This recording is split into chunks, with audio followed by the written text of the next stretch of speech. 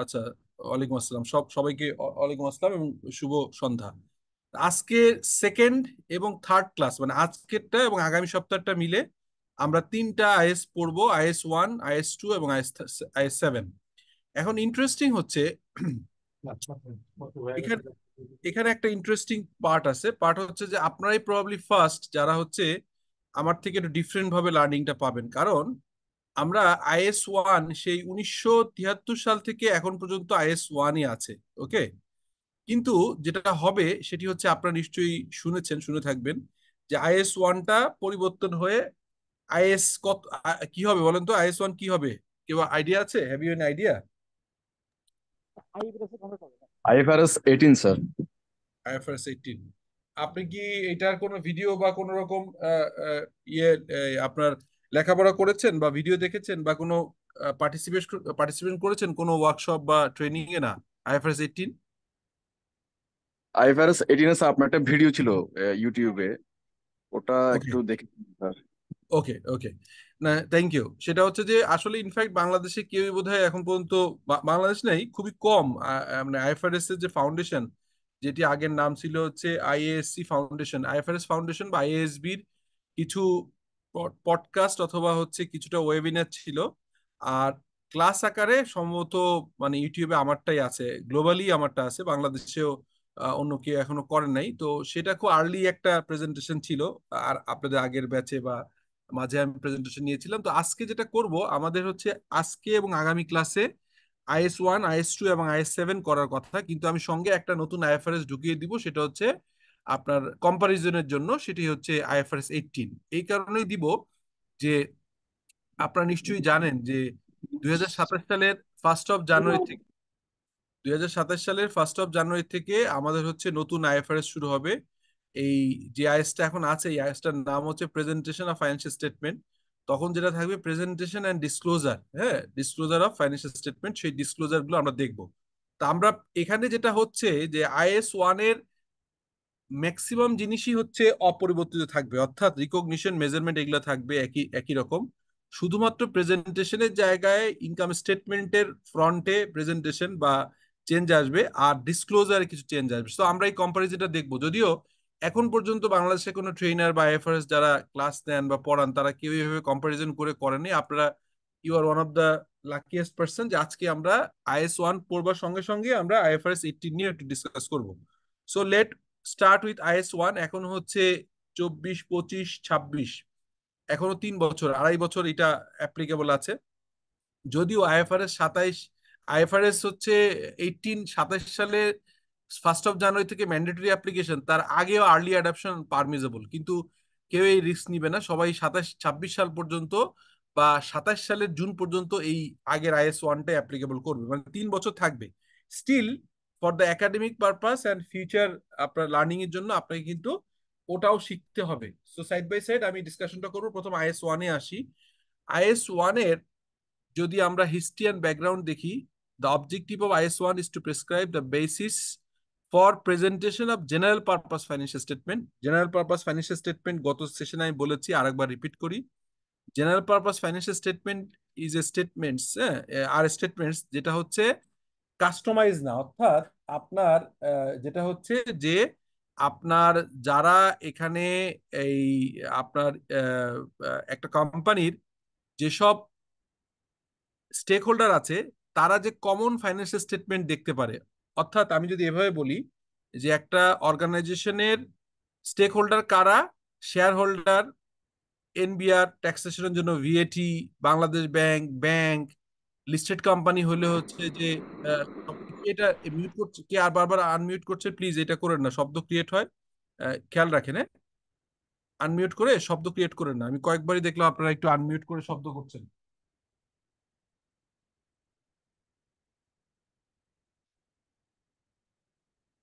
তো যেটা বলছিলাম সেটা হচ্ছে কমন যে ফাইন্যান্সিয়াল স্টেটমেন্ট আমরা চিনি সেটা হচ্ছে statement of profit or loss and other comprehensive income, তারপরে স্টেটমেন্ট অফ মানে statement of financial position, cash flow statement, তারপর হচ্ছে চেঞ্জ ইন ইকুইটি এবং ফাইন্যান্সিয়াল ডিসক্লোজার আর notes to the financial statement. এই পাঁচটা যে সেট, এটাকে আমরা বলি জেনারেল পারপাস ফাইন্যান্সিয়াল স্টেটমেন্ট। এছাড়াও স্পেশাল পারপাস ফাইন্যান্সিয়াল স্টেটমেন্ট হয় যেগুলো হচ্ছে কাস্টম মেড হয়, অর্থাৎ আপনার বোর্ডে যারা আছেন বা ডাইরেক্টলি বিজনেসে যারা ডিসিশন মেকার, হ্যাঁ, কি ডিসিশন মেকার, তারা চাইলে বিভিন্ন রকম ম্যানেজমেন্ট অ্যাকাউন্টিং করতে পারে, বিভিন্ন অ্যানালাইসিস করতে পারে। তো এই জেনারেল পারপাস ফাইন্যান্সিয়াল স্টেটমেন্টটা হচ্ছে কমন ফর অল। তো সেই general purpose financial statement presentation করবার হচ্ছে অবজেক্টিভ হচ্ছে IS 1। এখানে কি কি থাকে আপনার? টু এনশিওর কম্পারেবিলিটি, কম্পারেবিলিটি মানে তুলনা, এনশিওর করে তুলনা কাদের সাথে? দুইটা ক্ষেত্রে, বোথ দা এন্টিটিস ফাইন্যান্সিয়াল স্টেটমেন্ট, অর্থাৎ আপনার যে কোম্পানিতে আপনি যে কোম্পানির ফাইন্যান্সিয়াল স্টেটমেন্ট তৈরি করছেন সেই কোম্পানির current year with the previous year, এই কম্পারেটিভটা আপনি করতে পারবেন। সঙ্গে সঙ্গে আরেকটা হবে যে হচ্ছে with the financial statement of other entity, অর্থাৎ এমন ভাবে করতে হবে যাতে করে অন্য অন্য অর্গানাইজেশনের ফাইন্যান্সিয়াল স্টেটমেন্টের সাথেও আপনার কম্পারিজন হয়। এখন কোশ্চেন হচ্ছে যে এই আদার আদার অর্গানাইজেশনের সাথে কম্পারিজন করবেন, নিশ্চয়ই একটা ম্যানুফ্যাকচারিং কোম্পানি একটা ইন্স্যুরেন্সের সাথে কম্পেয়ার করবেন না। ইন্স্যুরেন্সেরটা ইন্স্যুরেন্সের সাথে করবেন, ব্যাংকেরটা ব্যাংকের সাথে করবেন, ম্যানুফ্যাকচারিং অর্গানাইজেশনের সাথে ম্যানুফ্যাকচারিং অর্গানাইজেশনের কম্পারিজন করবেন। So that is the common. আপনার আপনার কারেন্ট ইয়ার এবং প্রিভিয়াস ইয়ারে কম্পারেটিভ করবেন, এবং আপনার ইন্ডাস্ট্রি, একই ইন্ডাস্ট্রির অন্য কোম্পানির সাথে কম্পারিজন, কম্পারেটিভ ফিগার দিয়ে আপনি চেক করতে পারবেন। সো এইটা হচ্ছে আপনার হচ্ছে এই আপনার অবজেক্টিভ অফ IS 1। হ্যাঁ, আর এখানে IFRS allows more than 2 years of comparative figure. আমরা অনেকেই মনে করি যে 2 বছর মানে 2 বছর, 2 বছর বেশি করা যাবে না। আসলে IFRS এ বলা আছে অ্যাটলিস্ট 2 years, অর্থাৎ কম্পারেটিভ ফিগার মিনিমাম 2 বছর হবে। এর চেয়ে বেশি হলেও কোনো আপত্তি নেই, বেশি হলে আপনি করতে পারবেন, এটা নিয়ে কোনো মেজর সমস্যা নেই। এই পয়েন্টটা বোঝা গেল তো না, যে আপনার 2 বছর মিনিমাম করতে হবে, কিন্তু ম্যাক্সিমাম কোনো দরকার নেই। কেউ যদি, কোনো অর্গানাইজেশন যদি মনে করে যে আমি আমার মোট ডিসক্লোজারের জন্য আমি হচ্ছে আপনার 3 বছর করে প্রেজেন্ট করব বা 4 বছর করব, এইটা পারমিজেবল, এটাকে কেউ মানে বলতে পারবে না যে অবৈধ হচ্ছে। মানে মিনিমাম 2 বছর রাখতেই হবে, 2 বছরের বেশিও করা যাবে। So that is the requirement of IS 1। এরপর আসেন আপনি এখানে IS 1 এ কি হবে? IS 1 set out the overall requirement, কি করবে? Presentation of financial statement, guidance for there structure, কিরকম হবে ফাইন্যান্সিয়াল স্টেটমেন্টের স্ট্রাকচার, কেমন হবে।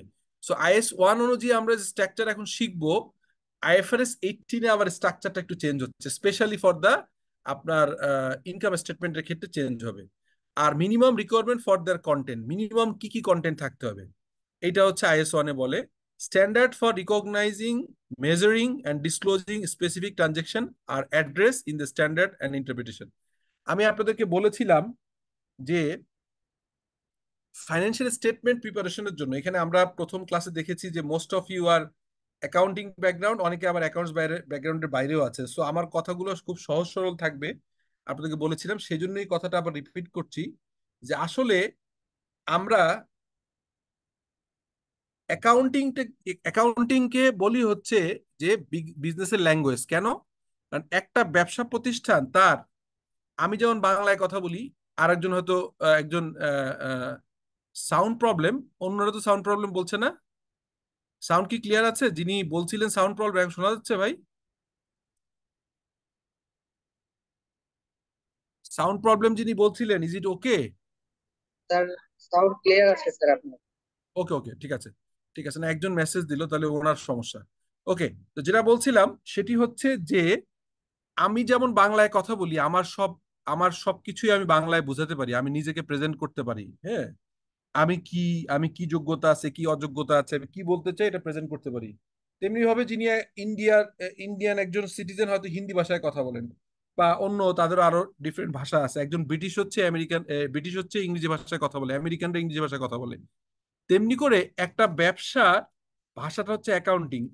এই জন্যই আমি কথাটা বলি, কারণ একটা ব্যবসার অবস্থান, তার কি পরিমাণ সম্পদ আছে, কত পরিমাণ দায় আছে, তার ব্যবসাটা কি ভালো মতো চলছে কি চলছে না, ব্যবসাটার ওভারঅল হেলথ চেক আপ, ব্যবসাটা কি রুগ্ন নাকি হেলদি, ব্যবসাটা কি আহ মানে অদূর ভবিষ্যতে অনেক ভালো হবে নাকি সামনে কোনো রিস্ক আছে, এই সমস্ত কিছু বোঝা যায় হচ্ছে এই ব্যবসার ফাইন্যান্সিয়াল স্টেটমেন্ট পড়ে, যেটাকে আমরা এই যে IS 1-এ বলছি স্টেটমেন্ট অফ ফাইন্যান্সিয়াল পজিশন, পাঁচটা। ইনকাম স্টেটমেন্ট, যেটাকে বলা হয় হচ্ছে profit or loss and other comprehensive income, number 1। Number two হচ্ছে স্টেটমেন্ট অফ ফাইন্যান্সিয়াল পজিশন অর্থাৎ ব্যালেন্স শিট, তারপরে change in equity statement, cash flow statement, হ্যাঁ, এবং আরো থাকে হচ্ছে notes to the financial statement. এই পাঁচটাকে আমরা বলছি statement of financial position, sorry state financial statements. এই ফাইন্যান্সিয়াল স্টেটমেন্ট দেখে কিন্তু আমরা একটা ব্যবসার অবস্থান বুঝি, ব্যবসা এই ল্যাঙ্গুয়েজে কথা বলে। তাহলে অ্যাকাউন্টিং যদি ব্যবসার ল্যাঙ্গুয়েজ হয়, তাহলে গ্রামার কি হবে বলেন তো? আমার ভিডিও যদি আগে কেউ দেখে থাকেন, এই কথাটা আমি প্রায়শই বলি যে যদি স্যার অ্যাকাউন্টিং, তাহলে আইএফআরএস হবে স্যার আপনার। রাইট রাইট, আইএফআরএস, আইএস এবং হচ্ছে গ্যাপ, মোস্টলি আইএফআরএস এখন সব কভার করে যায়।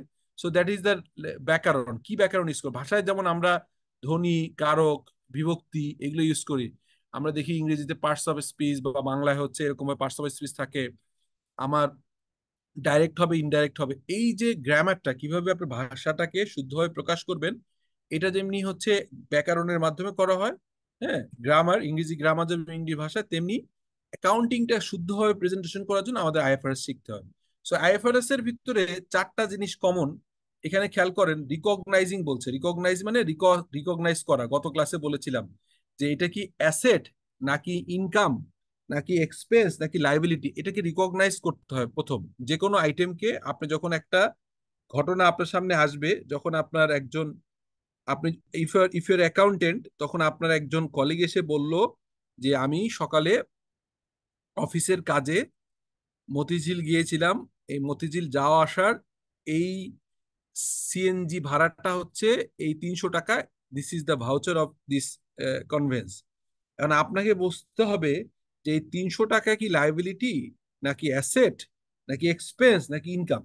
সো এইটাকেই বলে রিকগনিশন। তা আপনি এটা রিকগনাইজ করলেন যে এটা একটা এক্সপেন্স, ঠিক আছে। আবার আরেকজন কলিগ বলল যে আমি আইটি ডিপার্টমেন্ট থেকে রিকোজিশন দিয়েছিলাম, আমাকে একটা নতুন ল্যাপটপ দেওয়া হয়েছে। হ্যাঁ, আমার যে ল্যাপটপটা আছে, ইন এডিশন টু আমাকে আর একটা ল্যাপটপ দেওয়া হয়েছে হাই এন্ডে। এই নেন তার ডকুমেন্ট, আমার এটা অ্যাসেট রেজিস্টারে বুক করেন, এবং এটা ভাউচারটা এরকম। এই ভাউচারটাকে তখন রিকগনাইজ করতে হয় যে দিস ইজ অ্যান অ্যাসেট, এটা কোনো ইনকাম না, এক্সপেন্স না, লাইবিলিটি না, অ্যাসেট। এই কারণে যে কোনো আইএস আইএফআরএস মোস্টলি রিকগনিশনটা প্রথম লাগে, তারপরে মেজারমেন্ট, তারপরে প্রেজেন্টেশন, তারপরে ডিসক্লোজার। তার মানে চারটা হচ্ছে মোটামুটি কমন, আপনারা একদম মুখস্থর মতো করে ফেলতে পারেন। সেটা recognition, measurement, presentation and disclosure, ঠিক আছে। সো এটা হচ্ছে standard for recognition, measurement and disclosure specific transaction are addressed in other standard and interpretations. So আরেকটা জিনিস আপনারা একটু জাস্ট নোট রাখেন, এটা বেশি দরকার হবে না, লাগলে আমি বলবো। আমরা গত ক্লাসের শেষে যে কথাগুলো বলছিলাম, যে প্রায় 24টার মতো আইএএস আছে এখন ভ্যালিড আইএএস। কিছু কিছু বন্ধ হবে, প্রতি আপনার বছর বছর বন্ধ হবে কিছু কিছু। 24টা আইএস আছে, 16টা আইএফআরএস এখন আছে, বাট এর সাথে আরো 2টা আইএফআরএস যোগ হবে শীঘ্রই, ঠিক আছে। তাহলে 24 আর 16, 40টা আইএস অ্যান্ড আইএফআরএস আছে। এর বাইরে আরো 2টা জিনিস আছে, যেটাকে বলে ইফরিক, হুম, আর এসআইসি।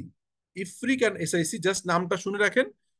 এটা হচ্ছে ব্যাখ্যা, বিশ্লেষণ, আইএসআইএফআরএস এর ব্যাখ্যা। যেমন আমরা ইনকাম ট্যাক্স আইন বা যে কোনো আইনের ব্যাখ্যার জন্য তার রুলস গুলো বলি, রুলস বা রেগুলেশন থাকে ব্যাখ্যা করবার জন্য, তেমনি আইএসআইএফআরএস এরও একটা ব্যাখ্যার প্রয়োজন হয়, এটাকে বলা হয় ইফরিক, হ্যাঁ, অথবা এসআইসি। তো এটা জাস্ট আপনি জেনে রাখলেন, এটাকে ইফরিক মানে ইন্টারপ্রিটেশন, এই যে এটাকে ইন্টারপ্রিটেশন বলে। সো এটুকু আমি গত ক্লাসেও ছিল, আপনার কাছে বলে রাখলাম। এখন আসেন, to provide information about the financial position, একটা ব্যবসার আর্থিক অবস্থা কেমন, ফাইন্যান্সিয়াল পারফরমেন্স মানে লাভ ক্ষতি বোঝা, এবং ক্যাশ ফ্লো বোঝা of an entity that is useful to wide range of user in making economic decision. এই সংজ্ঞাটা আমরা দেখেছিলাম, আপনার এতেও আছে, আমাদের কনসেপচুয়াল ফ্রেমওয়ার্কে আছে। একই ধরনের সংজ্ঞা আমরা IS 1-এও পেলাম, যে ফাইন্যান্সিয়াল স্টেটমেন্ট যখন আমরা করি তাতে বোঝার চেষ্টা করি যে হচ্ছে ফাইন্যান্সিয়াল পজিশন মানে একটা ব্যবসার অর্থনৈতিক অবস্থান, ফাইন্যান্সিয়াল পারফরমেন্স এবং ক্যাশ ফ্লো। কেন বুঝতে হয়? বুঝতে হয় এই জন্য যে আমরা এটা ইউজ করে ইকোনমিক ডিসিশন নেই। আজকে একটা লিস্টেড কোম্পানি ঢাকা স্টক এক্সচেঞ্জে বা চট্টগ্রাম স্টক এক্সচেঞ্জে আছে, লিস্টেড কোম্পানি, আপনি যখন তার শেয়ার কিনতে যান, অনেকে না বুঝেই কেনেন, অনেকেই মোস্ট অফ আস না বুঝেই আমরা কিনি, কিন্তু মূলত এটা বুঝে কিনতে গেলে যেটা করতে হয় সেটা হচ্ছে ওই কোম্পানির ওয়েবসাইটে যেতে হয়, তার ফাইন্যান্সিয়াল স্টেটমেন্ট দেখে ডিসিশন নিতে হয় যে ব্যবসা ভালো কি মন্দ, প্রফিট দিতে পারবে কি পারবে না, ডিভিডেন্ড দিতে আর কি সামনে কেমন হবে, এই জিনিসগুলো বোঝার জন্য, অথবা একটা ব্যাংক যখন একটা অর্গানাইজেশনকে লোন দেয় তখন বুঝে তার ফাইন্যান্সিয়াল পজিশন কেমন, সেই ইকোনমিক ডিসিশন নেওয়ার ক্ষেত্রে এটা আমাদেরকে হেল্প করে। মূলত আমরা asset, liability, equity, cash flow এগুলোই আমরা দেখি, এটা তেমন নতুন কিছু না। আচ্ছা, এবার আসেন যে আমরা জেনারেল পারপাস অলরেডি বলেছি, এইটাই হচ্ছে আমাদের 5টা ফাইন্যান্সিয়াল স্টেটমেন্ট। হ্যাঁ, একটা হচ্ছে স্টেটমেন্ট অফ ফাইন্যান্সিয়াল পজিশন, এটা at the end of period হয়। যারা নতুন বা যারা নন কমার্স ব্যাকগ্রাউন্ড তারা হয়তো নতুন লাগছে, অন্যদের জন্য খুবই নর্মাল একটা জিনিস যে আমরা যে ব্যালেন্স শিটটা দেখি বা স্টেটমেন্ট অফ ফাইন্যান্সিয়াল পজিশন একই জিনিস, এটাকে ব্যালেন্স শিটে বলা যায়। এটা হয় একটা নির্দিষ্ট দিনের, অর্থাৎ বছরের শেষ দিন হয় যদি হচ্ছে 30 জুন, তাহলে 30 জুনের জন্য একটা পার্টিকুলার ডেটে আপনার কতটুকু অ্যাসেট আছে, কতটুকু লাইবিলিটি আছে, এটা কি বলা হয় স্টেটমেন্ট অফ ফাইন্যান্সিয়াল পজিশন। আর একটা হয় statement of profit or loss and other comprehensive income. এটা একটা পার্টিকুলার ডে হয় না, এটা একটা পিরিয়ডে হয়। যদি 1 বছরের করেন তাহলে 1 July 2024 to 1 July 2023 to 30 June 2024। আমরা এখন চলছি জুলাই, এই জুন মাসেই বাংলাদেশের 95% কোম্পানির ফাইন্যান্সিয়াল ইয়ার শেষ হয়ে গেছে, অর্থাৎ আমাদের ট্যাক্স ল, ফিসকাল ল অনুযায়ী আমাদের ফাইন্যান্সিয়াল ইয়ার ডিফাইন করা আছে 1 জুলাই থেকে 30 জুন। অর্থাৎ এই যে আমরা একটা এন্ড পিরিয়ড পেয়ে গেছি 30 জুন, আজকে 8 তারিখ, 30 জুনে আমরা অ্যাকাউন্টেন্টরা জানি যে বিভিন্ন অর্গানাইজেশনের অ্যাকাউন্টসটাকে ক্লোজ করতে হয়েছে, এটাকে রেকর্ড ডেট বলে বা এটাকে রিপোর্টিং ডেট বলে। সো এইটা হচ্ছে যে ব্যালেন্স শিট হয় একটা দিনে, আর ইনকাম স্টেটমেন্ট হয় ফর এ পিরিয়ড। সো যদি কেউ 1 বছরের ফাইন্যান্সিয়াল স্টেটমেন্ট করে তাহলে 1 জুলাই থেকে 30 জুন 1 বছরের কে বলা income statement. Statement of change in the equity হচ্ছে for a period. Statement of cash flow বা স্টেটমেন্ট অফ ক্যাশ ফ্লো একটা পিরিয়ড হয়, আর নোটস সারা বছরের হয়। এখন আমাকে কেউ একজন বলেন যে একটা ফাইন্যান্সিয়াল স্টেটমেন্টের কতগুলো কম্পোনেন্ট থাকে, please, how many components are there? জি, 5 components, sir. হ্যাঁ, একটু ক্লিয়ারলি বলেন কি কি আছে, ব্যাখ্যা করে বলেন। Statement of financial position, G, statement of profit, loss and other comprehensive income, statement হ্যাঁ, changing equity, statement cash flow, notes to the accounts. ওকে, এই 5টা হচ্ছে, তাহলে এর 5টার বাইরে আর কিছু নাই। শুধুমাত্র নতুন আইএফআরএস 18-এ এসে, যেটা 2027 সালের জানুয়ারি 1 তারিখ থেকে চালু হবে, সেখানে স্লাইটলি চেঞ্জ আছে, এটা আমি একটু পরে দেখাই দিব। আপাতত এটা শিখলেই হবে, আমি কতটুকু পরিবর্তন হবে আজ থেকে 2.5 বছর পরে সেটা আমি দেখাই দিব, ঠিক আছে? ওকে, ওকে, তাহলে আমরা দেখলাম এটা। আচ্ছা, আর এইটা আপাতত এখানে বলবো না, এটা IS 8-এ থাকবে, আপাতত এটা যাচ্ছি না এখানে। আমরা আমরা যেটা করতে পারি সেটা হচ্ছে প্রেজেন্টেশন ফাইন্যান্সিয়াল স্টেটমেন্টে আমাদের হচ্ছে জেনারেল ফিচার থাকে। জেনারেল ফিচার হচ্ছে কোম্পানির ডিটেইলটা থাকে, তারপরে statement of financial position, statement of profit or loss আর আদার কম্প্রিহেনসিভ ইনকাম, অথবা লস, যাই হোক, statement of cash flow, statement of change in equity, আর notes to the financial statement. তাহলে এবার আসেন জেনারেল ফিচার কি, এই যে ডিসকাশন চলে আসলো, what are the general feature. হ্যাঁ, তো একটা ফাইন্যান্সিয়াল স্টেটমেন্ট করতে গেলে স্ট্রাকচারে এই জিনিসগুলো রাখতে হয়।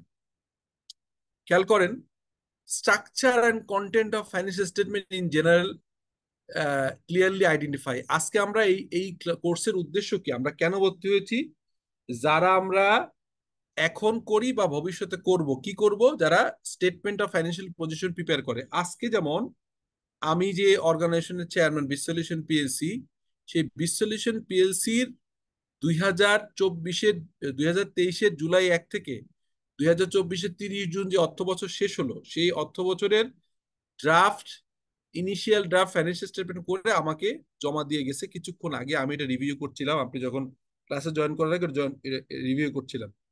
এটা রিভিউ করে যখন ওকে হবে, তখন এটা আমরা অডিটর কাছে ড্রাফট অ্যাকাউন্টস দিব। অডিটররা দেখে এটার উপরে অবজারভেশন দিবে, কোনো পরিবর্তন করলে বলতে হবে, ব্যাখ্যা দিতে হবে, তারপর এটা ফাইনালাইজ করব।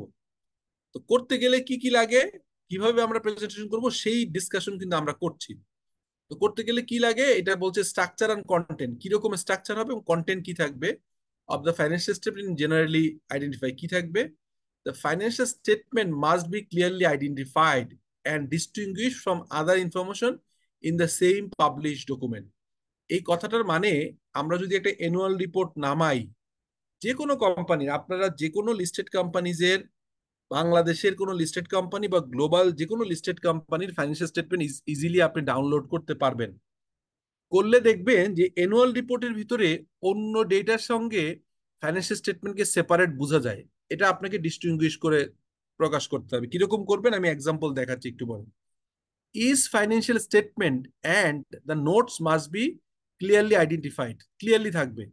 In addition the following must display prominently, clearly, prominently মানে ক্লিয়ারলি ডিসপ্লে করতে হবে কি, name of the reporting entity. খেয়াল করেন, আমি একটু পরে এক্সাম্পল দেখাচ্ছি। এখানে একটা একটা রিয়েল অ্যাকাউন্টস আছে।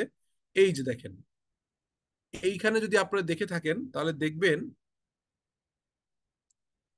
নামাইনি আমার ইয়ের কারণে একটু, সরি, জাস্ট মিনিট।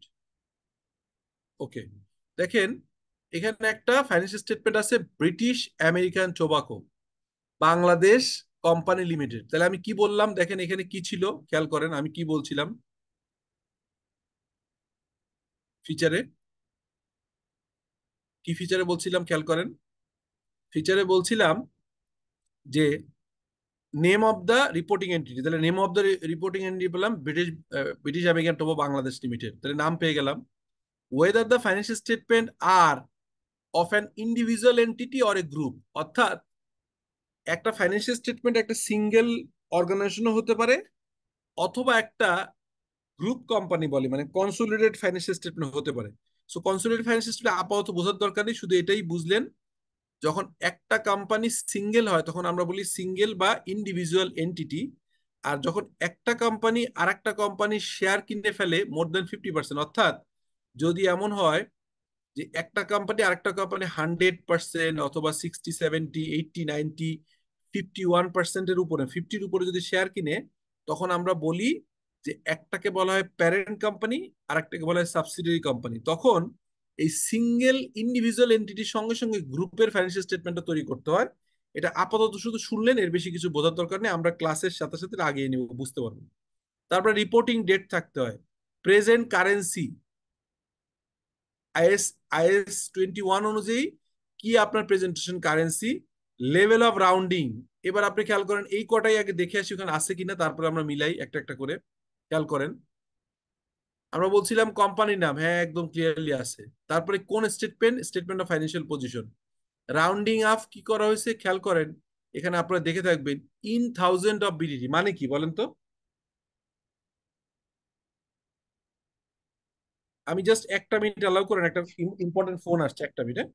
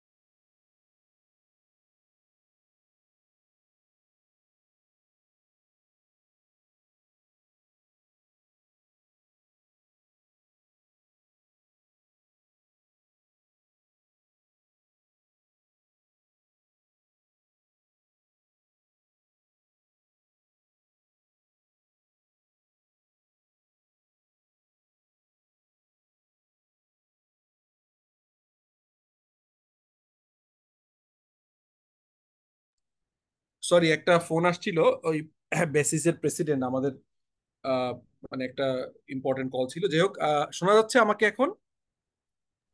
জি স্যার, শোনা যাচ্ছে। আচ্ছা, এখানে বলেন তো, এই যে ইন থাউজেন্ড অফ বিডিটি এটার মানে কি? স্যার শোনা ওকে ওকে, হ্যাঁ, in thousand of sir BDT মানে কি বলেন তো? হুম। মানে স্যার অ্যামাউন্টটা বাংলাদেশি টাকায় বোঝাচ্ছে। না এবং না, হাজার দেখো কত দেখো, করে হাজারে বলে। লাস্ট সংখ্যাটার পর আরো তিনটা সংখ্যা তিনটা আছে, তার মানে সংখ্যা আছে। সংখ্যাটা যদি 8 হয় তার মানে 8,000 8,000 ধরে নিতে হবে।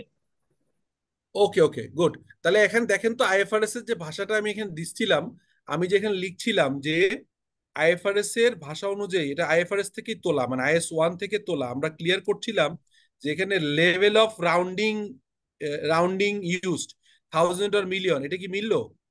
তারপরে রিপোর্টিং এন্ট্রি নাম মিললো, ইন্ডিভিজুয়াল কোম্পানি বুঝে গেছে, রিপোর্টিং ডেট। এবার আসেন রিপোর্টিং ডেট।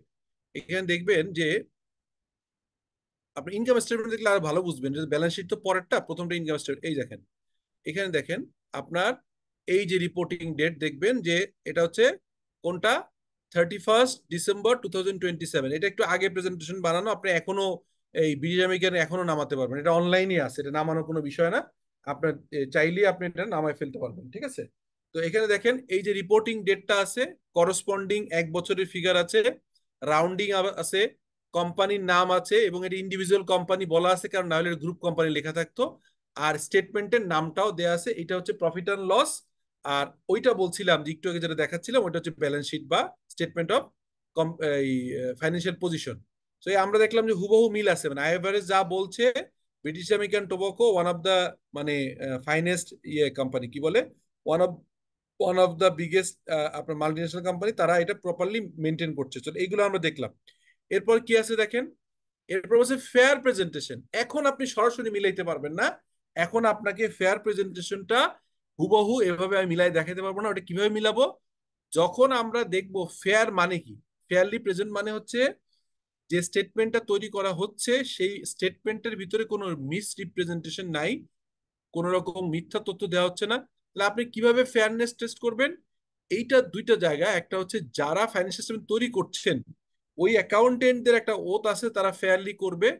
এর বাইরে আরো দুইটা অথরিটি আছে, একটা হচ্ছে, দুইটা না, অনেকগুলো অথরিটি আছে। প্রথম অথরিটি হচ্ছে সরাসরি ভাবে এই ফাইন্যান্সিয়াল স্টেটমেন্ট তৈরি করে আপনি বললে হবে না ফেয়ারলি প্রেজেন্ট হয়েছে, আপনাকে একটা সিএ ফার্ম, যেমন এটা রহমান রহমান হক বা আরআরএইচ, কেপিএমজি আরআরএইচ অডিট করেছে, তাদেরকে বলতে হবে, তারা এটাকে চেক করবে, দেখবে, ভেরিফাই করবে, স্যাম্পলিং বেসিস দেখে তারা একটা রিজনেবল অ্যাসুরেন্স দিবে যে না, এই ফাইন্যান্সিয়াল স্টেটমেন্ট প্রিপেয়ার করছে ব্রিটিশ আমেরিকান টোবাকোর সিএফও বা এমডি, এটা রেসপন্সিবল। বাট আমরা অডিটর হিসেবে ইন্ডিপেন্ডেন্টলি দেখে বলছি এটা ফেয়ারলি প্রেজেন্ট হয়েছে। হ্যাঁ, সো এই ফেয়ারলি প্রেজেন্টেশনের যে পিছনে আপনার লজিক থাকতে হবে। তাহলে আমরা বললাম যে financial statement must be fairly present, এখানে আনফেয়ার কিছু রাখা যাবে না। সেকেন্ড হচ্ছে ফেয়ার প্রেজেন্টেশন রিকোয়ার্স, কি কি থাকবে ফেয়ার বলতে গেলে, কি কি থাকবে? Faithful representation of the effect of the transaction, মানে যতগুলো ট্রানজেকশন হয়েছে কোনো ট্রানজেকশন হাইড করতে পারবেন না, এটা ফেথফুল রিপ্রেজেন্ট করতে হবে। শুরু হবে হচ্ছে আপনার একদম আইডেন্টিফিকেশন অফ ট্রানজেকশন, অর্থাৎ ব্রিটিশ আমেরিকান টোবাকোর ফাইন্যান্সিয়াল স্টেটমেন্টের আমরা যেটা দেখছি, এইটার বছরের শুরুর দিন থেকে যত রকম ট্রানজেকশন হয়েছে সব ট্রানজেকশন গুলো প্রথমে স্টার্ট হয়েছে জার্নালাইজিং থেকে, অর্থাৎ রেকর্ড ভুক্ত করা, লিখে ফেলা, এটাকে বলা হয় জার্নালাইজ। এই জার্নালাইজ করে এখান থেকে বছর শেষে বা প্রতি মাসে মাসে করছে, বছর শেষে একবারে করা হয়েছে। জার্নাল থেকে লেজার আসছে, লেজার থেকে ট্রায়াল ব্যালেন্স, এই ট্রায়াল ব্যালেন্স থেকে অ্যাডজাস্টেড হচ্ছে একটা ফাইন্যান্সিয়াল অ্যাডজাস্টেড ট্রায়াল ব্যালেন্স হচ্ছে, সেই অ্যাডজাস্টেড ট্রায়াল ব্যালেন্স থেকে আমরা এই সেট অফ ফাইন্যান্সিয়াল স্টেটমেন্ট পেয়েছি। এখন যারা আগে কখনো এই কাজটা করেন নাই বা কম্পারেটিভলি নতুন এবং ডিফারেন্ট ডিসিপ্লিনের, গত ক্লাসে আমি দেখেছিলাম কয়েকজন আছে, একজন আপা সহ কয়েকজন আছে যারা হচ্ছে এই পুরোপুরি অ্যাকাউন্টিং ব্যাকগ্রাউন্ডের না, তাদের জন্য আজকের প্রেজেন্টেশনের পরে আমি হচ্ছে কিছু basic understanding of the financial statement আছে, যেটা এই ক্লাসের 10টা ক্লাসে সম্ভব না, সেটা দিয়ে দিব। যেমন গত ক্লাসে আপনার মনে আছে আমরা যখন কনসেপচুয়াল ফ্রেমওয়ার্কের সঙ্গে সঙ্গে কিছু কিছু জিনিস বলেছিলাম, যে কনসেপচুয়াল ফ্রেমওয়ার্কের কয়েকটা পড়িয়েছি আর কয়েকটা পড়াতে পারিনি, ওটা ফাইন্যান্সিয়াল স্টেটমেন্টের ভিডিওটা দিয়ে দিয়েছি আর পুরো পিপিটিটা আপনাদের দিয়ে দিয়েছি। তারপরে কিছু কিছু ছোট ছোট ভিডিও রেকর্ডেড ক্লাস দিয়েছি, এগুলো আপনাদেরকে পুরো সপ্তাহ ধরে দেখতে হবে। এবং আজকের ক্লাসের শেষের 5 মিনিটে আপনাদের যদি কোনো কোশ্চেন থাকে আগের ক্লাসে সেটা আমরা সলভ করবো।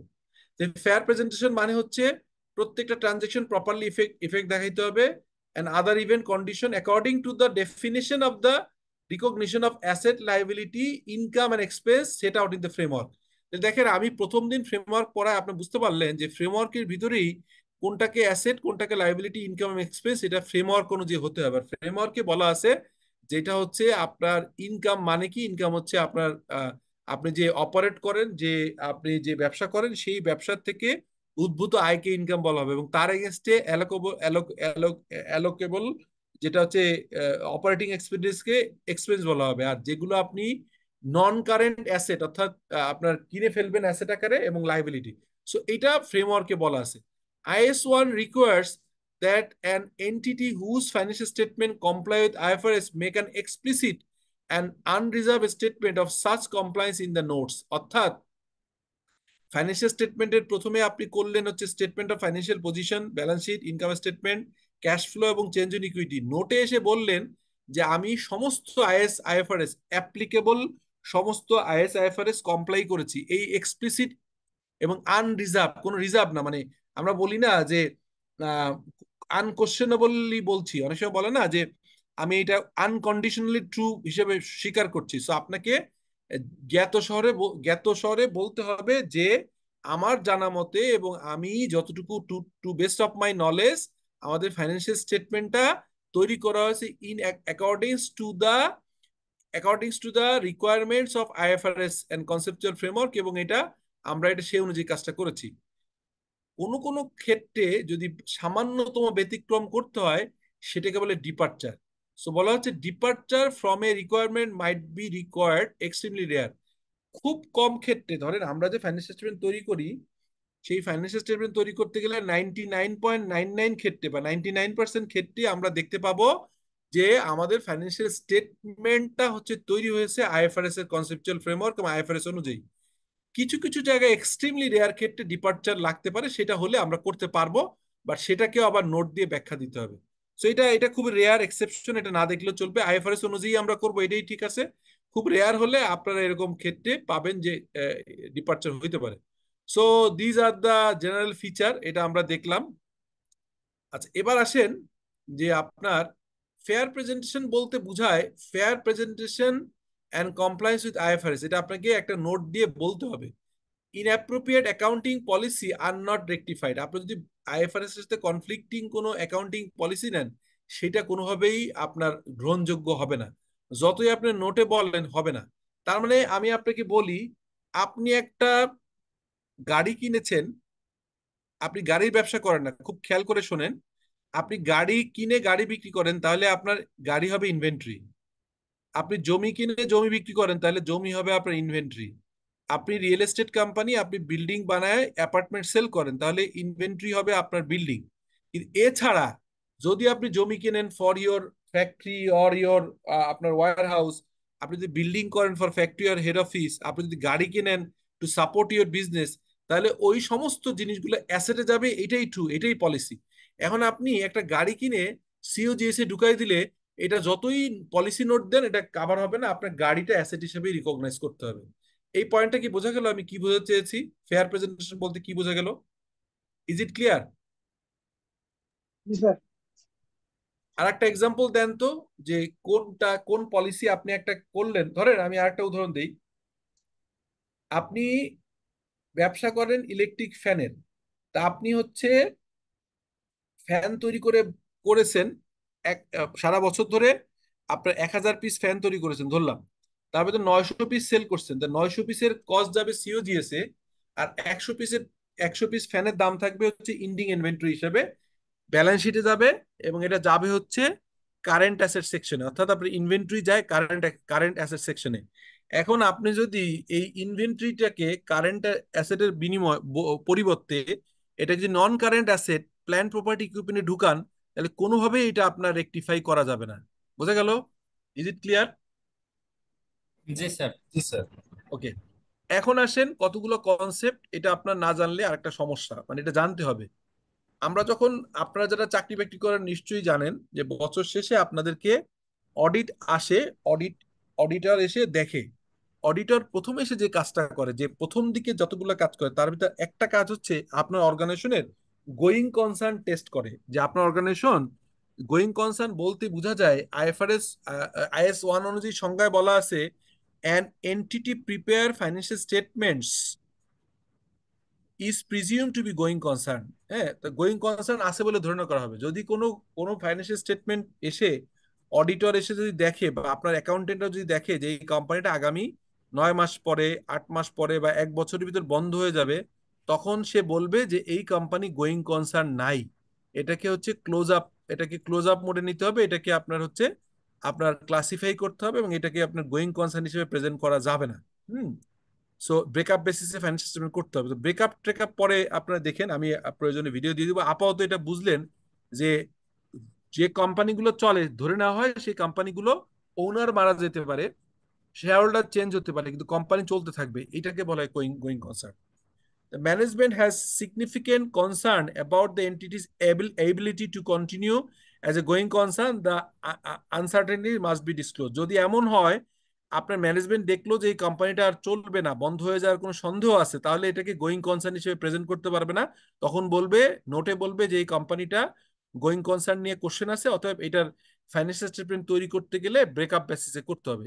If the management concludes that the entity is not a going concern, the financial statement should be prepared on a going concern basis. Within the case of IS1 requires series of disclosure। যদি আপনি এখন going concern নাই এরকম কোনো অর্গানাইজেশনকে যদি going concern আকারে presentation করতে চান, তাহলে অডিটর আপত্তি করবে এবং আপনাকে ব্যাখ্যা বিশ্লেষণ করে বুঝাইতে হবে যে কেন মনে হচ্ছে যে আপনার কোম্পানিটা, আপনার ফ্যাক্ট বোঝা যাচ্ছে যে কোম্পানিটা বন্ধ হয়ে যাবে, কিন্তু আপনি এটা মনে করছেন না।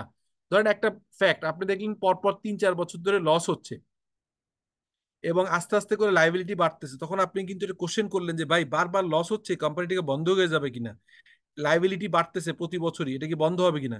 ম্যানেজমেন্টকে বলতে হবে না ভাই, আমি এটা ইচ্ছা করি, আমি জানি যে আগামী 4-5 বছর লস হবে, কিন্তু আমি আস্তে আস্তে গুছাচ্ছি ব্যবসা এবং আমি জানি যে কেন এটা লস হচ্ছে, এটা আমি আইডেন্টিফাই করেছি, আগামী 2 বছর পরে আমরা প্রফিটে ঘুরে ফিরে যাব, লাইবিলিটি বাড়তেছে কোনো সমস্যা নাই, আমার এটা ব্যাকআপ দেওয়ার মতো এইরকম অ্যাসেট আছে, এরকম যদি ব্যাখ্যা বিশ্লেষণ দিয়ে প্রমাণ করতে পারে, তাহলে এটা গোয়িং কনসার্ন বেসিসে প্রেজেন্ট করতে হবে, আর না হলে এটা গোয়িং কনসার্ন হিসেবে ধরে নেওয়া যাবে না। এবার আসেন, আমরা অ্যাকাউন্টিং করি অ্যাক্রুয়াল বেসিস। কতগুলো বেসিস আছে কেউ একজন বলেন তো, অ্যাকাউন্টস প্রিপারেশনের ক্ষেত্রে কয়টা বেসিস আছে? দুইটা বেসিস আছে, ক্যাশ বেসিস, অ্যাকাউন্ট বেসিস। তো আইএফআরএস কি বলতেছে, cash basis allowed or not? IFRS হচ্ছে অ্যাক্রুয়াল বেসিস অ্যালাউড। হ্যাঁ, আইএফআরএস বলছে ক্যাশ অ্যাক্রুয়াল বেসিস। বেসিসটা হবে তখনই যখন স্যার ব্রেকআপে যাবে।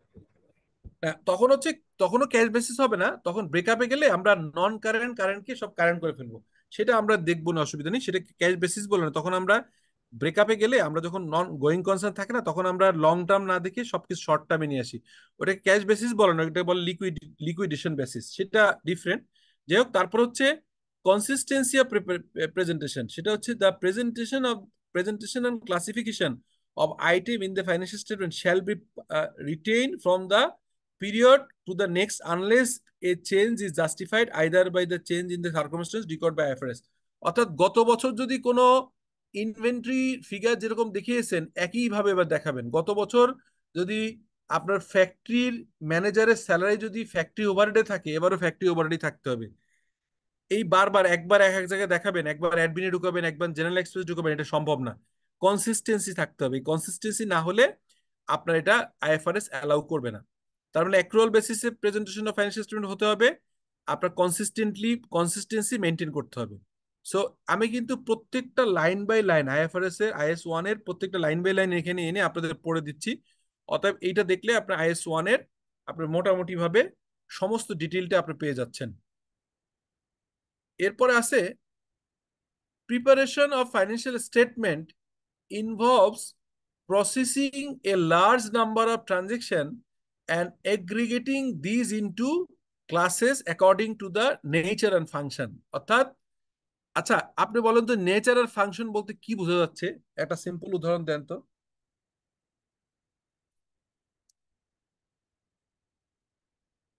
আইএফআরএস অনুযায়ী বলছে খরচটা নেচার এবং ফাংশন অনুযায়ী ভাগ করতে হবে। নেচার আর ফাংশন বোঝা কি?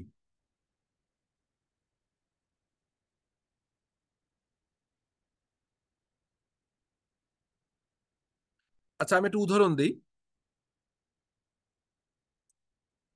আপনার ফ্যাক্টরির ওয়ার্কারদের স্যালারি অথবা ফ্যাক্টরির প্রোডাকশনের সুপারভাইজারের স্যালারি, ওইটা হচ্ছে নেচারটা হচ্ছে আপনার ম্যানুফ্যাকচারিং নেচার, ওইটা চলে যাবে সিওজিএস এর ভিতরে। ওইটাকে বলা হয়, ইয়াকে বলা হচ্ছে প্রোডাক্ট কস্ট। ওটাকে বলা হয় প্রোডাক্ট কস্ট। হেড অফিসে একজন, হয়তো ফ্যাক্টরিতে একটা পেটিকেশের লোক আছে, ফ্যাক্টরি পেটিকেশের লোকটার বেতনের অংশটা চলে যাবে ফ্যাক্টরি ওভারহেডের আন্ডারে, যে সরাসরি সিওজিএস এ হিট করবে।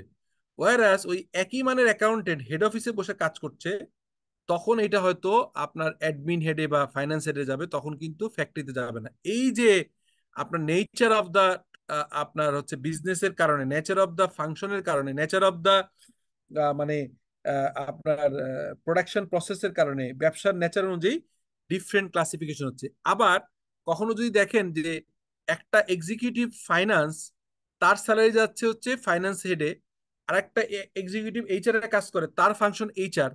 সো একটা সেলসের লোক যখন একটা সেলসের সেলসের লোককে সাপোর্ট করে একজন অ্যাকাউন্টেন্ট সেলস অ্যাডমিন হিসেবে, তার স্যালারি যাবে হচ্ছে ইনকাম স্টেটমেন্টে সেলস এন্ড মার্কেটিং হেডে। ওয়ারাস একজন অ্যাডমিন অফিসার সেও হয়তো আপনার অ্যাডমিন টিমকে সাপোর্ট করে, তার স্যালারিটা যাবে হচ্ছে আপনার অ্যাডমিনিস্ট্রেটিভ ওভারহেডের আন্ডারে। এই যে ফাংশন এবং নেচার অনুযায়ী খরচ ভাগ ভাগ করে দেখাইতে হবে, এইটাই বলা হয়েছে। এটা মোটামুটি গাইডেন্সটা এখানে দেয়া আছে, আপনারা দেখে নিন, ফাংশন অনুযায়ী আমরা করব। আচ্ছা, এবার হচ্ছে অফসেটিং। অফসেটিং এ অনেক বড় বড় কথাবার্তা বলা আছে, আমি সিম্পলি বুঝাই দেই। Asset and liability and income and expense must not be offset unless required to permit by IFRS. সংক্ষেপে বুঝাই দেই, ধরেন এখানে কে কে আছে আমি একজনের কথা বলি। লেটস সে আমাদের এখানে মাহফুজা সিদ্দিক মৌলি, উনি, ওনার কাছে আমি 200 টাকা পাবো, অর্থাৎ ওনার কাছে আমি 200 টাকা পাবো, একটা প্রোডাক্ট সেল করেছি। আবার আবার আমার কাছে উনি পাবে একটা কনসালটেন্সি দিয়ে 150 টাকা। তাহলে আমার বইতে অ্যাকাউন্টস পেয়াবল 150, অ্যাকাউন্টস রিসিভেবল 200, আর মৌলির অ্যাকাউন্টসে আছে হচ্ছে অ্যাকাউন্টস পেয়াবল 200, অ্যাকাউন্ট রিসিভেবল 150। এখন আমার অ্যাকাউন্টসে আমি দেখাতে পারবো না এরকম যে মৌলি অ্যাকাউন্ট রিসিভেবল 200 মাইনাস মৌলি অ্যাকাউন্টস পেয়াবল 150, নেট ফিগারে 50 টাকা আমি দেখাতে পারবো না যে মৌলির কাছে আমি নেট 50 টাকা পাই। সে আমার কাছে পায় 150, আমি তার কাছে পাই 200, অতএব নেট অফ করে 50 টাকা দেখাতে পারবো না। এই নেট অফ করাটা বলে অফসেটিং। এই অফসেটিংটা পারমিজেবল না অ্যাজ পার IS 1। যদি কোথাও করতে হয় সেটা হচ্ছে অন্য আইএসএ বলে দিবে, মানে আমরা ধরে নিবই যে এটা করা যাবে না। বোঝা গেছে? জি স্যার। অফসেটিং হচ্ছে ওকে। আচ্ছা, কম্পারেটিভ ফিগার কি বলা হয়েছে? কম্পারেটিভ ফিগার বলছি মিনিমাম 2 বছরের কম্পারেটিভ ফিগার দিতে হবে, এটা আমরা আগেই বলে দিছি যে IS 1 requires that comparative information shall be disclosed in respect of the previous period or for all amount reported on the financial statement, both the financial statement notes unless other standard requires otherwise. অর্থাৎ balance শিটের কম্পারেটিভে balance sheet থাকবে, income স্টেটমেন্টে balance কম্পারেটিভে income স্টেটমেন্টে গত বছর থাকবে, cash floor সাথে গত বছরের ক্যাশ ফ্লো থাকবে, নোটসের সাথে গত বছরের নোট থাকবে। এইগুলো হচ্ছে আপনার কম্পারেটিভ ফিগার। জেনারেল ফিচার হচ্ছে আপনার আপনার হচ্ছে যে there is a presumption that financial statement will be prepared at least annually, মানে ফাইন্যান্সিয়াল স্টেটমেন্ট মিনিমাম বছরে একবার করতে হবে। তাহলে কেউ যদি ফাইন্যান্সিয়াল স্টেটমেন্ট প্রতি সপ্তাহে করে, এটা কি বৈধ হবে নাকি অবৈধ হবে?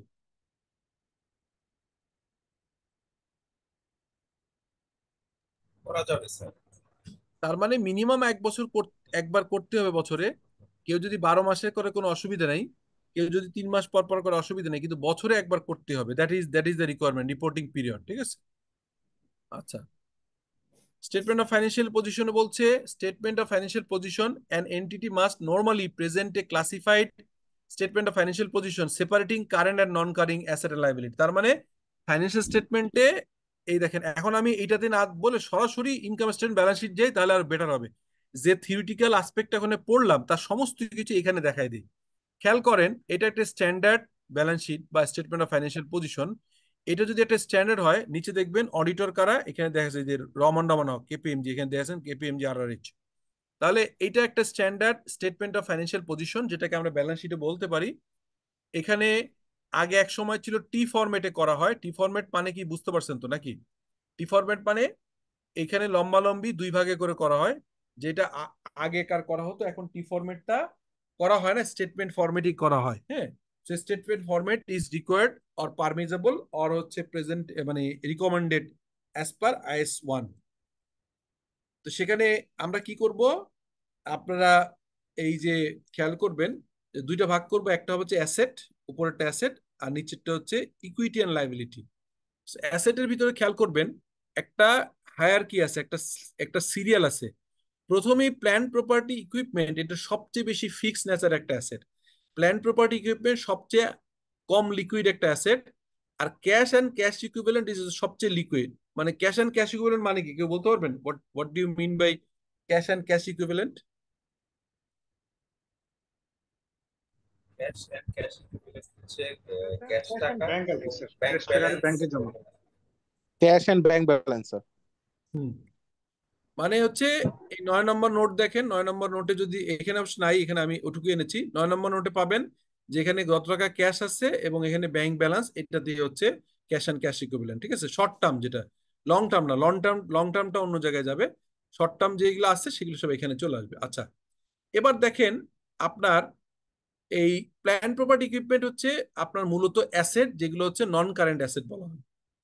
আর এই নন কারেন্ট অ্যাসেট একটা হেড থাকে, তারপরে হয় এই কারেন্ট অ্যাসেট। কারেন্ট অ্যাসেটের কি কি থাকে? ইনভেন্টরিজ, তারপরে ট্রেড অ্যান্ড অ্যাকাউন্ট রিসিভেবল, এটা ট্রেড রিসিভেবল মানে account receivable and others, advance deposit prepayment, cash and cash equivalent. তার মানে এটা হচ্ছে নন কারেন্ট অ্যাসেট আর এটা হচ্ছে কারেন্ট অ্যাসেট, এরকম ভাগাভাগি করতে হবে। লাইবিলিটি পার্টের তিনটা ভাগ থাকবে, একটা হচ্ছে ইকুইটি, একটা হচ্ছে নন কারেন্ট লাইবিলিটি, এটা কারেন্ট লাইবিলিটি। ইকুইটির ভিতরে কি কি থাকবে?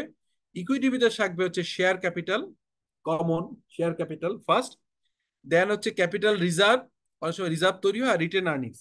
রিটেন আর্নিংস মানে কি, কেউ একজন বলতে পারবেন? What do you mean by retained earnings? Profit and loss অ্যাকাউন্টের ব্যালেন্সিং ফিগার।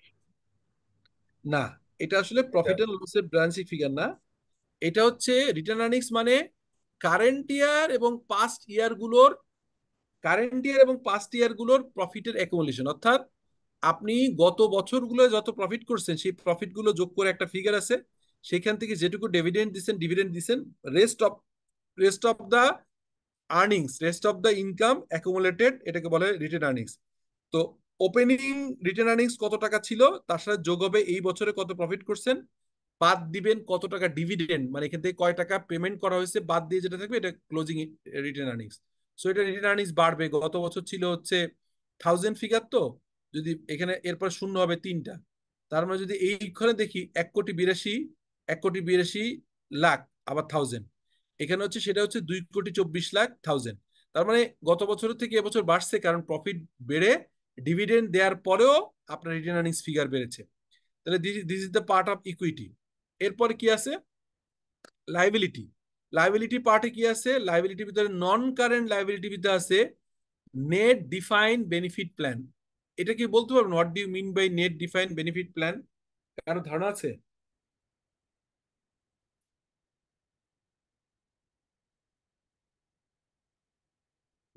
এটা স্যার হচ্ছে গ্র্যাচুইটি বা প্রভিডেন্ট ফান্ডের অ্যাকুইজিশন। এটা হচ্ছে আপনার এমপ্লয়ি বেনিফিট, অর্থাৎ মাল্টিন্যাশনাল, লোকাল কোম্পানি তো আছে, মাল্টিন্যাশনালে বেশি আছে। সেটা হচ্ছে অনেকগুলো এমপ্লয়ি বেনিফিট থাকে, পিএফ, জিএফ, ডাব্লিউপিপিএফ, অনেক ধরনের। সেখানে হচ্ছে ডিফাইন প্ল্যান মানে আপনার কিছু কিছু এমপ্লয়ি বেনিফিট, যেটা হচ্ছে পেনশন এবং সেগুলোর আপনার টোটাল লাইবিলিটি, মানে এমপ্লয়ীদেরকে এই বেনিফিট দিতে হবে, that is a liability. Defer tax liability, এটা হচ্ছে আপনার IS 12 অনুযায়ী ট্যাক্স লাইবিলিটি। আচ্ছা, এটা গেল নন কারেন্ট। কারেন্ট লাইবিলিটি কোনটা? Bank overdraft. ব্যাংক ওভারড্রাফট মানে কেউ একজন বলেন তো, what do you mean by bank overdraft? Bank overdraft হচ্ছে একটা লোন, সিসি লোনের মতো, যেটা হচ্ছে যে একটা লিমিট দেওয়া থাকে, ওই লিমিটের মধ্যে আমি আহ, রাইট, রাইট। আগে আমরা ছোট ব্যবসাগুলো সিসি বলতাম। হ্যাঁ, সিসি কে এখন মানে একটু এটাকে ওভারড্রাফট মানে হচ্ছে এরকম, আপনার লিমিট দেওয়া থাকবে যে আপনি 100 কোটি টাকার লিমিট, আপনি এখান থেকে 5 কোটি টাকা নিতে পারবেন, 10 কোটি টাকা নিতে পারবেন, 95, 99, 100 কোটি, মানে যদি 10 কোটি, আপনার 100 কোটি টাকার লিমিট থাকে, 100 কোটি টাকা মতো নিতে পারবেন। সো যতটুকু নিলেন এটা আপনার লাইবিলিটি। সো এখানে দেখা যাচ্ছে এটা খুবই কম, ওদের 30,57,000 মানে এটা হাজার ফিগার আছে, আমরা এই হাজারটাকে উজ্জ্বল রেখে বলি 30,57,000 টাকা হচ্ছে ব্যাংক ওভারড্রাফট, গত পিরিয়ডে তা কম ছিল। Short term bank loan, short term bank loan গত বছরে ছিল, এবার নাই। তারপর হচ্ছে ট্রেড অ্যান্ড আদার পেয়াবল, মানে হচ্ছে আপনি যত রকম র মেটেরিয়াল কিনেছেন বা আদার পেয়াবল, সেটা হচ্ছে আপনার 1,01,01,00,000, ঠিক আছে। তারপরে হচ্ছে কারেন্ট ট্যাক্স, এটা deferred tax and current tax দুটোই ট্যাক্স রিলেটেড। আর বিভিন্ন প্রভিশন থাকে, প্রভিশন মানে হচ্ছে লাইবিলিটি আসছে বাট এটা পেমেন্ট করেন না, যেমন অ্যাকাউন্টস পেয়াবল, অ্যাকাউন্টস পেয়াবলটা সরাসরি আসে, কিন্তু রেন্ট পেয়াবল, স্যালারিজ পেয়াবল, এই ধরনের যত প্রভিশন বা পেয়াবল এবং প্রভিশন থাকে, সো এখানে পেয়াবল এবং প্রভিশনস গুলো আলাদাভাবে দেওয়া থাকে। তো that is the outlook of a balance sheet. So আপনারা যেটা কাজ হবে, আমি আপনাদের একটা নামানো আছে আমার এখানে, একটা কোম্পানির টোটাল, এখানে তো একটা অংশ এনেছি, A to Z হচ্ছে আপনার ইয়ে আছে, ব্যালেন্স শিট আছে। আমি যেটা করব আপনাদেরকে, ওই ব্যালেন্স শিটটার একটা কপি আপনাদেরকে দিয়ে দিব গ্রুপে, এবং ব্যালেন্স শিটের A to Z আমি অ্যানালাইসিস করেছি, মানে এখন যেমন ছোট ছোট করে লাইন আইটেম বললাম, এরকম ধরে ধরে আমি এখন পড়াচ্ছি কিন্তু। স্যার, আমি ইস্তেক বলছিলাম স্যার, একটা প্রশ্ন ছিল স্যার। বলেন। স্যার, যে ব্যাংক ওভারড্রাফটের ইস্যুতে স্যার, যেখানে দেখা যাচ্ছে লাস্ট 2016-এ ছিল 2,89,000, সেটা পরবর্তীতে স্যার 2017-এ 30,57,000 এসে দাঁড়িয়েছে। তার মানে এখানে স্যার একটা বিরাট একটা অ্যামাউন্ট লোন হিসেবে দেখা যাচ্ছে, যেটার এফেক্ট গুলো স্যার কোথায় কোথায় পড়তে পারে স্যার? এই যেমন এখানে দেখেন, এই যে আপনার ওয়ার্কিং ক্যাপিটাল লাগছে, এখানে দেখবেন ইনভেন্টরি ছিল কত, 1,39,00,000, এটা হচ্ছে 1,74,00,000, কত কোটি টাকার ইনভেন্টরি বাড়ছে। হ্যাঁ, এখানে তো দেখা যাচ্ছে। তারপরে যে অ্যাকাউন্ট রিসিভেবল বেড়ে গেছে, ছিল 10 লাখ, এখানে হয়েছে 23 লাখ। তার মানে এইগুলো, এই টাকাটা যে বাড়ছে, এটা ফাইন্যান্সিং করতে টাকা লাগছে, দেখেই বোঝা যায়। এখানে দেখেন, এই যে ইনভেন্টরি আপনার এখানে 40, এখানে মাত্র কত 2 লাখ থেকে 30 লাখ, মানে 28 লাখ বাড়ছে। ওয়ারাস ইনভেন্টরি বাড়ছে হচ্ছে 1,39,00,000 থেকে 1,74,00,000, তার মানে এখানেই বেড়ে গেছে আপনার অলমোস্ট 34-35 লাখ টাকার ইনভেন্টরি বাড়ছে, অ্যাকাউন্ট রিসিভেবল বাড়ছে, ঠিক আছে। স্যার, এতে কি বোঝাচ্ছে তাদের লিকুইডিটি প্রবলেম আছে, যার না কারণে না তারা লোন, না না না প্রচুর না, লোন? লিকুইডিটি প্রবলেম নাই, লিকুইডিটি প্রবলেম নাই। এটা লিকুইডিটি আছে কি না, এটা আমরা দেখতে পাবো ক্যাশ ফ্লোতে, ঠিক আছে।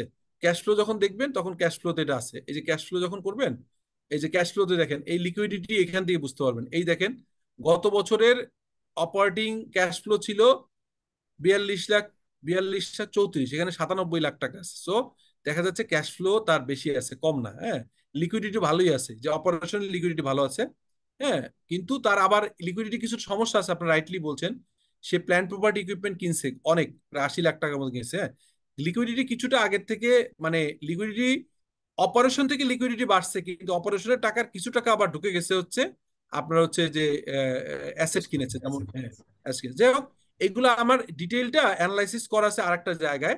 সো আমার হচ্ছে IS1 এর ডিটেইলটা আজকে আমরা মোটামুটি ভাবে বুঝলাম। আমার দুইটা ঘটনা থাকবে, আজকের রেকর্ডিংটা তো কালকে পাবেন। হুম, আমি হচ্ছে, আমরা ক্লাস নিলাম মাত্র 1 ঘন্টা, আজকে আমি 18 শুরু করব না। আমি চাই যে আজকে যেটা বললাম, এইটার উপরে আগেও একটা এরকম ডিটেইল ক্লাস নেওয়া আছে, আমি একটা রেকর্ড দিব। আর একটা দিব হচ্ছে ফাইন্যান্সিয়াল স্টেটমেন্ট অ্যানালাইসিস। এই দুইটা লেকচার আজকে রাতের ভিতরে বা কালকে পাওয়ার আগে, এই ভিডিওটা তো কালকে পাবেন, এইটার আগে এই দুইটা দেখবেন। তাহলে হবে কি, আপনার কাছে পানির মতো ক্লিয়ার মনে হবে। আমি এত ডিটেইল করে অ্যানালাইসিস করেছি ওইটাতে, সেটাতে তো ব্রিটিশ আমেরিকান টোবাকো থাকতে পারে, অথবা বেক্সিমকো বা স্কোয়ার, এটাতেই করেছি একই। যে কোনো কোম্পানির, মানে ম্যানুফ্যাকচারিং কোম্পানির স্টেটমেন্ট একই একই ন্যাচারের হবে, ব্যাংকগুলোর নেচার একই রকম হবে, ইন্স্যুরেন্স কোম্পানিগুলো একই রকম হবে। ম্যানুফ্যাকচারিং যেহেতু করেছি, ম্যানুফ্যাকচারিং এর আপনাকে একটা ভিডিও দিব, 1 ঘন্টা সময় নিবে। আমি আপনাদেরকে রিকোয়েস্ট করব যে এখন মাত্র 9টা 35 বাজে, মানে আমরা 1 ঘন্টা ক্লাস শেষ করলাম। আমরা ক্লাসে আরো আধা ঘন্টা আপনাদের আটকায় রাখতে পারতাম, সেটা না করে, যেহেতু আমরা চাচ্ছি যে IS1 প্রেজেন্টেশন ফাইন্যান্স স্টেটমেন্টের টোটালটি ভালো করে বুঝেন, এবং IS1 এর উপরে আমি 3টা IS পড়ানোর কথা ছিল 2 দিনে, একটা হচ্ছে IS1, IS2 এবং IS7।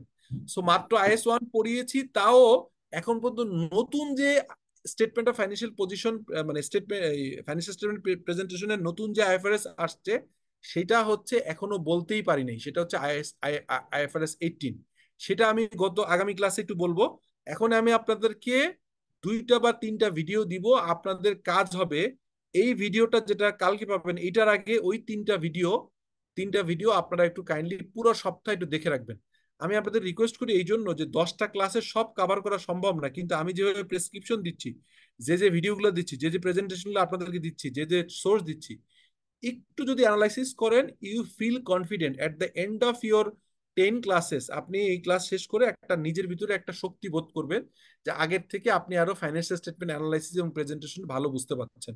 So am I clear to sir all একটা অফ ইউ? কথা বলছি। বলেন প্লিজ। স্যার ভিডিও গুলো যেগুলো দেওয়া হবে নাকি ইউটিউবে লিংক দেওয়া হচ্ছে, না এটা সরাসরি আমরা ডাউনলোড করে রাখতে পারবো? আপনি ইউটিউবের ভিডিও আছে, ডাউনলোডও করতে পারবেন। ইউটিউবের লিংক স্যার দিচ্ছি। একটা কাজ করা যায় না স্যার, আমাদেরকে সরাসরি জিমেইলে অর্থাৎ না, এটা আমি যেভাবে দিচ্ছি এর চেয়ে বেশি কিছু করা আমার পক্ষে সম্ভব না। আপনার ডাউনলোড এত কিছু আমি করলে আপনাদের কাজ কি? আপনারা ডাউনলোড করেন, হ্যাঁ, ডাউনলোড করেন। আমি ইউটিউবের লিংক দিচ্ছি, আপনারা এটা সিম্পল এই যে আপনার ইউটিউবের আছে আপনার যদি ইউটিউবে থাকা মানে তো যে কোনো সময় আপনি দেখতে পারবেন। আবার যদি ডাউনলোড করে আপনার কম্পিউটারে জায়গা নষ্ট করতে চান, এখনকার মডার্ন যুগে কেউ নিজের স্পেস নষ্ট করে না। যদি করতেই চান তাহলে আপনি ডাউনলোড করে ইজিলি আপনি করতে পারবেন। আর লিঙ্ক গুলো তো থাকবেই, লিঙ্ক গুলো আপনি প্রয়োজনে কপি করে রেখে দেন। আপনি ইউটিউবের লিঙ্কটা যদি আপনি একটা ফাইল তৈরি করেন যে ভাই আজকে একটু খাটেন কিরকম, যে আমি 3টা লিঙ্ক দিলাম, আপনি একটা করেন, একটা এক্সেল ফাইল খুলে লিঙ্ক গুলো কপি করে রেখে দেন। আর যদি নামাতে চান তাহলে হচ্ছে আপনার ওই যে জাস্ট গুগলে সার্চ করবেন যে how to download YouTube videos, এখানে দেখবেন যে 8টা 10টা আসছে, যে কোনো একটা সাইডে যে ভিডিও নামাই নিবেন। এটুকুই। হ্যাঁ, হ্যাঁ, এর চেয়ে বেশি কিছু করা আমার জন্য ঠিক হবে না, এটা আমার সময় নেই। সো আর কোনো কোশ্চেন আছে আপনাদের? বলেন, এনি স্যার কোশ্চেন? প্রভিশন আর পেয়েবল দুইটা কি সেমই বুঝাইছে এখানে? আর না, না, এখানে যে না, না, প্রভিশনাল পেয়াবল আপনারা এইটা এখন আর বললাম না এই জন্য, কারণ আমি দেখাই আপনাদেরকে একটু জিনিস দেখাই। একটা মিনিট, হ্যাঁ দাঁড়ান, এই কোশ্চেনটা শেষ করি ওনার, তারপরে আমি দেখাচ্ছি। এটা হচ্ছে এই যে আমাদের ক্লাসের, সরি, সিঙ্গারেরটা, এক সেকেন্ড আপনাদেরকে দেখাই, just a minute. Financial statement, এখানে খেয়াল করেন আপনাদের যে কোর্স কন্টেন্ট আবার ওপেন হচ্ছে, এখানে দেখবেন হচ্ছে এখন তো পড়াচ্ছে IAS 127, এখানে দেখবেন IAS 37 আছে। IAS 37 যদি কোনো কারণে নাও থাকে এটা মাস্ট করতে হবে। সো IAS 37 হচ্ছে ওইটা বলা আছে যে প্রভিশন এবং কন্টিনজেন্সি লাইফ। আচ্ছা, এটা আপনার মনে হয় আপনাদের গত সেশনগুলোতে IAS 37 আলাদাভাবে করানো হয়নি, কিন্তু আমি IAS 37 আলাদাভাবে করাবো, ঠিক আছে? IAS 37 এ প্রভিশন এবং লাইবিলিটি ডিফারেন্স আছে, ঠিক আছে? There is a difference between হচ্ছে প্রভিশন এবং লাইবিলিটি। মানে IAS 37 এর কন্টেন্ট হচ্ছে current and contingent liability and provisions, ঠিক আছে? সো যাই হোক, এটা আপনারা পাবেন এবং ওইখানে আপনারা ক্লিয়ার হবেন। এখন আপাতত বুঝে নেন যে পেয়াবল হচ্ছে ডাইরেক্টলি যেটা হচ্ছে যে টাইমিং, মানে আপনি যে কোশ্চেনটা করছেন, আপনার কোশ্চেন প্রসঙ্গে বলি যে পেয়াবল মানে হচ্ছে আপনি কখন পেমেন্ট করতে হবে এবং কতটুকু পেমেন্ট করতে পারবেন কনফার্ম জানেন, এটাকে বলে পেয়াবল। আর যখন হচ্ছে আপনার আপনার কতটুকু পে করতে হবে এবং কখন করতে হবে যে কোনো একটা অনিশ্চিত, তখন তাকে প্রভিশন বলে। সো আমি জাস্ট প্রভিশন এবং পেয়াবলের ডিফারেন্সটা একটু পরে দিয়ে দিচ্ছি, এটা একটু দেখে নিন যে কোশ্চেনটা করছেন। হ্যাঁ বলেন প্লিজ, যিনি কোশ্চেন করছেন। ডেফার্ড টেক্সটটা একটু বলবেন? ডেফার্ড ট্যাক্স হচ্ছে আলাদা, ডেফার্ড ট্যাক্স এভাবে চট করে বলা যাবে না। ডেফার্ড আমি জাস্ট আপনাদের সংজ্ঞাটা একটু। না, সংজ্ঞাটা না, আমি বলি আপনাদের একটা কথা। শর্টকাট জীবনে কিছু করতে চায় না, এই যে IAS 12 ক্লাস আছে, এই ক্লাসটাই শিখতে পারবেন। যেমন এখানে এই যে একটা ক্লাসই আছে। আচ্ছা, আমি আপনাদেরকে একটা কথা বলি, এটা মনোযোগ দিয়ে শুনে নে, আমার মনে হয় আপনাদের লাইফের বেস্ট সাজেশন হবে। এখন দেখেন, আমাদের এই কোর্সটা 10টা ক্লাসে ডিভাইড করা। কেউ কেউ এটা 10-20টা করতে পারে, কেউ 50টা করতে পারে, 100টা করতে পারে। আসলে টোটাল যদি আপনি কনফিডেন্ট হন যে আপনি প্রেজেন্টেশনে ওস্তাদ, তাহলে আমি আপনাকে শুরুর দিন বলছিলাম যে 10,000 আওয়ার হচ্ছে যদি কোনো সাবজেক্ট ম্যাটারে কেউ এঙ্গেজ করে। যিনি এখানে যিনি ক্লাস করছেন উনি হয়তো ফাইন্যান্স অতটা বুঝেনি না, নন অ্যাকাউন্টেন্ট, বাট উনি যদি এখানে 10,000 ঘন্টা সময় দেওয়ার কথা 10,000 ঘন্টা না দিয়ে মাত্র 3,000 ঘন্টা দেয়, তাও উনি এত বড় এক্সপার্ট হবে বাংলাদেশে, ওনার কাছাকাছি মানের ফাইন্যান্সিয়াল রিপোর্টিং এর বোঝা লোকের সংখ্যা কমে যাবে। তার মানে এইখানে যা যা আছে, যে যেভাবেই পড়াক না কেন 100% কনফিডেন্ট বলতে পারবে না যে সব পারে, কিন্তু আমি প্রতি ক্লাসের, যেমন ধরেন IS 1 to 7, IFRS 15, IS 12 যেটা ডেফার্ড ট্যাক্স যেহেতু আছে এটা কথাই বললাম না, IS 33, IS 16, IS 8, IS 10, এইগুলো হচ্ছে IFRS এর থেকে সিলেক্টেড করা। এর বাইরে 37টা এই কোর্সে নাই, কিন্তু আমি অ্যাড করে নিচ্ছি, এটাই প্রথম যে অ্যাড করলাম। এছাড়া কি পাবেন, আপনার ইনকাম ট্যাক্স এবং ভ্যাটের কোন কোন জিনিসগুলো ফাইন্যান্সিয়াল স্টেটমেন্ট প্রিপারেশনে লাগে। আপনি অ্যাডভান্স লেভেলে ইনকাম ট্যাক্সের হিয়ারিং এখানে শিখতে পারবেন না, ভ্যাটের রিটার্ন সাবমিশন শিখতে পারবেন না, কিন্তু ফাইন্যান্সিয়াল স্টেটমেন্ট প্রিপারেশন করবার জন্য ট্যাক্স ভ্যাটের রিলেটেড লস রেগুলেশন গুলো আপনারা কিছুটা এখান থেকে শিখতে পারবেন। আরেকটা আছে কি, ফাইন্যান্সিয়াল স্টেটমেন্ট তৈরি করবার জন্য কোম্পানি অ্যাক্টের কি কি রিকোয়ারমেন্ট এইটা জানবেন। তো এই দুইটা ক্লাস ডিফারেন্ট। আর তারপরে হচ্ছে ratio ratio ratio analysis and interpretation, এবং ফাইনালি দুইটা লিস্টেড কোম্পানিজের ফাইন্যান্সিয়াল স্টেটমেন্ট অ্যানালাইসিস, যেটা আমি অ্যাডভান্স আপনাদেরকে দিয়ে রাখছি। So this is the content. So এই কন্টেন্টের বাইরে আসলে আপনাদেরকে প্রতি সপ্তাহে কিছু কাজ করতে হবে, আদারওয়াইজ এই ক্লাস শুধু ফলো করলে আপনি যদি খুব ভালো ফাইন্যান্সিয়াল স্টেটমেন্ট প্রিপারেশন করতে পারবেন বা ইন্টারপ্রিট করতে পারবেন, এটা আশা করা কঠিন হবে। So, আমার সাজেশন হচ্ছে, গত সপ্তাহে আমি যদি গ্রুপে দেখি, আপনাদের যদি হোয়াটসঅ্যাপ গ্রুপে দেখি, আমি কয়েকটা জিনিস দিয়েছিলাম, আমি যদি চেক করি আপনাদেরকে, সেগুলো আপনারা কে কে দেখেছেন আমি জানি না, বাট যারা দেখেছেন সে আমাকে প্রপারলি ফলো করছেন।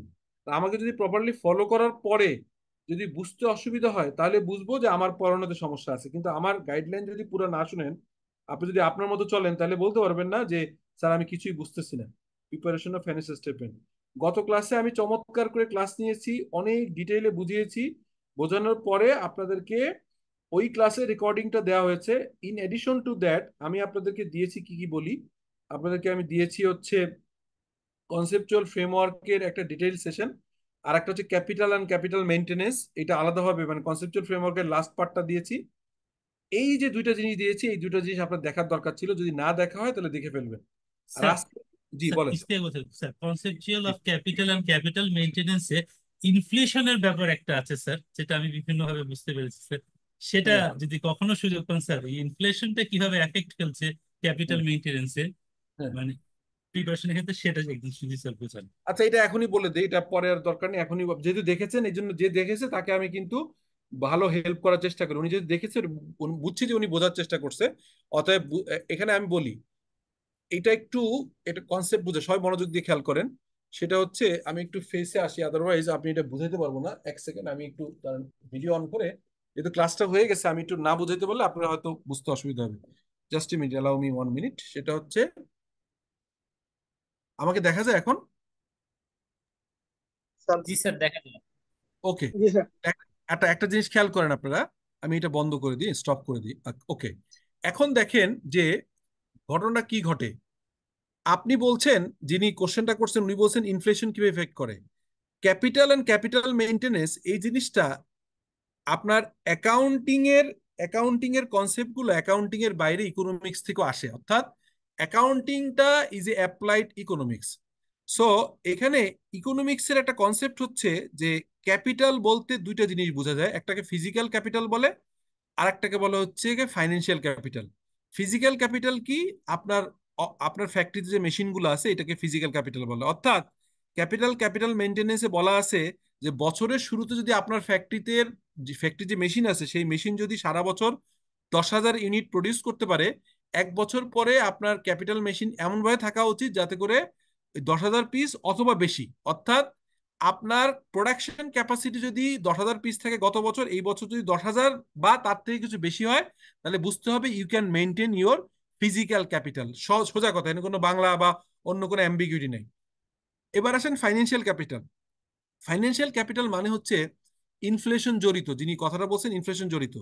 বছরের শুরুতে যদি আপনার হাতে 10 কোটি টাকা থাকে, বছরের শেষেও যদি 10 কোটি টাকা থাকে, তাহলে বুঝতে হবে আপনি লুজার হয়েছেন। কেন লুজার হয়েছেন? কারণ এই বছরের শুরুতে 10 কোটি টাকার থেকে যে প্রোডাক্ট কিনতে পারতেন, সে ক্রয় ক্ষমতা, পারচেজিং পাওয়ার প্যারিটি আপনার কমে গেছে। অর্থাৎ বছর শেষে আপনার ইনফ্লেশনের কারণে আপনার 10% অটোমেটিক রিডিউস হয়েছে।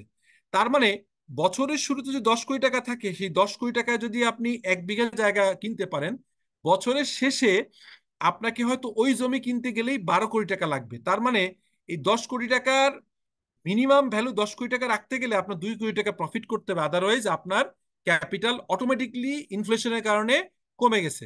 এবার জিনিসটা বুঝতে পারলেন, যিনি বললেন যে ইন্স্যুরেন্স ইনফ্লেশন কিভাবে কিভাবে ইয়ে হয়। জি স্যার, বুঝতে পেরেছি স্যার। এটাকে কি আমরা রিজার্ভ হিসেবে একটা করতে পারি, যে আমি যে টাকাটা ইনফ্লেশন হচ্ছে সেটাকে আমি রিজার্ভ আকারে রেখে বাকিটা না আমি না না, ওটা আহ, রিজার্ভ রাখা যায় না। প্রফিট না করলে রিজার্ভ রাখবেন কিভাবে? প্রফিট করেই তো আসতে হবে। আপনি যদি লস করেন, আপনার টাকা যদি ব্যবসায় খাটায় লস হয়, তাহলে তো আপনি আপনার আসলে বাঁচাইতে পারবেন না। তার মানে এটা রিজার্ভ রাখার ইস্যু না, ইস্যুটা হচ্ছে আপনাকে এমন প্রফিট করতে হবে যাতে করে ইনফ্লেশনকে বিট করতে পারেন। সিম্পল, আমি আরো আরো সহজ করে বুঝাই দিই। আপনি ব্যাংকে 100 টাকা রাখলেন, ব্যাংকে 100 টাকা রেখে যদি আপনি 60 টাকা কেউ প্রফিট পায় সারা বছর শেষে, তাহলে আসলে আপনি লুজার হয়েছেন হচ্ছে প্রায় আপনার আরো 60 টাকা লুজার হয়েছেন। বুঝাই দিয়ে কিরকম? ধরেন 100 টাকা রাখলে ইনফ্লেশন আমাদের দেশে 14%, 13-14%। তার মানে ব্যাংকে যদি কেউ টাকা রাখে আর বছর শেষে যদি ট্যাক্স কাটার পর 60 টাকা পায়, তাহলে আলটিমেটলি সে 14 টাকা হচ্ছে তার টাকার ভ্যালু কমছে, আর ব্যাংক থেকে পেয়েছে 60 টাকা, তাহলে নেট লস হয়েছে 60 টাকা। তাহলে মানে আপনাকে এমন কিছু করতে হবে আপনার টাকা দিয়ে যাতে করে ইনফ্লেশনকে বিট করে একটু বেশি করা যায়। তার মানে 100 টাকা যদি বছর শুরুতে থাকে, আপনার রিয়েলি রিয়েলি ক্যাপিটাল মেনটেন করতে পারবেন যদি 114 টাকার বেশি আপনার যদি আপনার টাকা থাকে। 114 টাকার নিচে হলে আপনি আসলে ক্যাপিটাল মেনটেন করতে পারেন। So that is all from my side. Hopefully you can understand well. ওইখানে আরো ব্যাখ্যা আছে, এই ক্যাপিটাল মেনটেনেন্সেরই 2-3টা ভিডিও আছে। যদি আরো বুঝতে হয় তাহলে ওখানে একটু খুঁজলেই পাবেন। হ্যাঁ, এই আর কি। Thank you sir, thank you. So আমরা নেক্সট ক্লাসে একই দিনই 8:30টায় দেখা হবে। এর ভিতরে আপনাকে 2টা বা 3টা ভিডিও দিব, এটা দয়া করে দেখবেন। হ্যাঁ প্লিজ, থ্যাংক ইউ, আসসালামু আলাইকুম। আসসালামু আলাইকুম।